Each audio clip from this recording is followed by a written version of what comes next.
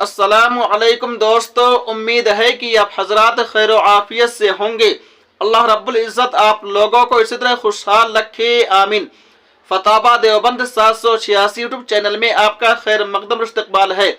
दोस्तों, खाना खाने से पहले की दुआ जो मदारिस में, मकातिब में छोटे छोटे बच्चों को याद कराया जाता है, यानी बिस्मिल्लाहि व अला बरकतिल्लाह, एक साहब कह रहे थे कि यह दुआ गलत है, हदीस से साबित नहीं है।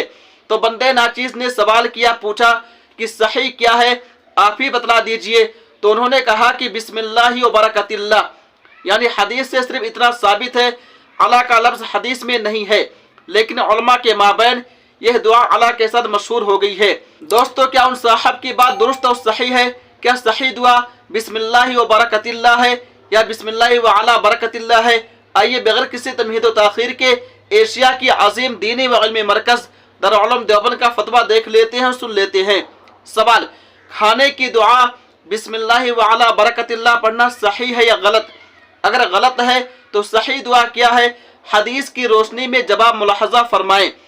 जवाब, बिस्मिल्लाहिर्रहमानिर्रहीम, खाना शुरू करने से पहले तस्मिया यानी बिस्मिल्लाह पढ़ना सुन्नत है। हदीस से सिर्फ बिस्मिल्लाह पढ़ना साबित है, और बिस्मिल्लाहि व बरकतिल्लाह भी पढ़ सकते हैं, और बिस्मिल्लाहि व अला बरकतिल्लाह पढ़ना भी सही है। वल्लाहु ताला आलम। दारुल उलूम देवबंद।